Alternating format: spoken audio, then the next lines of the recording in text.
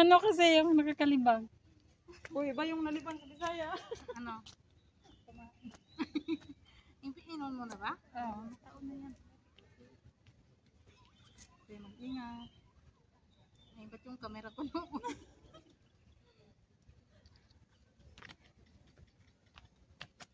Lumayo tayo konti para lumayo. Tapos nahulog tapos Nakuha na ng video. Bang!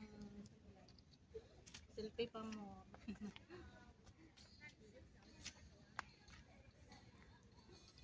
tapos pusa ko wala pa lang ano.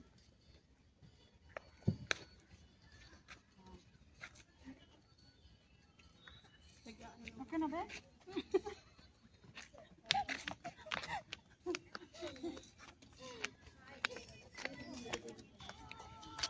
Saan ito tayo?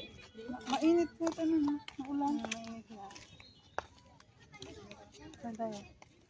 Saan na tayo? Doon tayo sa tula. Doon. Tapos pa, ganun na tayo. Talagang ganito. Nagutom na. Matuto. Sulit mamaya yung dinner mo dito. Sulit yung McDo mamaya. McDo guys para tipid. $5 lang busog ka na eh. Dahil ba to? Kuweba. Okay ba? No? Umuulan nung pumunta kami dito ni Odessa, doon kami sa taas. Sa taas kayo? Kaya nga maganda naman pag umulan kasi mayroong silungan. May baon kami. Doon kami kami. Hindi na talaga bumalik si Odessa.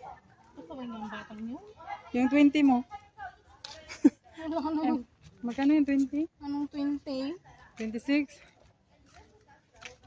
Goodbye na. Kaya mahirap din pag ano, nagpapautang din. Maganda kung kahit umuwi siya, bayaran. Kaso wala na. Hindi na makaipon ng pambaya. Oo. Pag nasa Pinas na kasi kumuntik na ang sahod.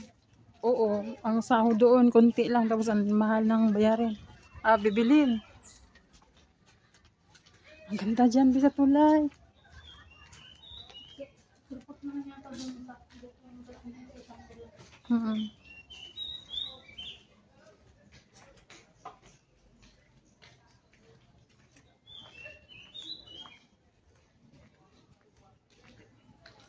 Maganda dito guys kasi konti lang yung mga tao.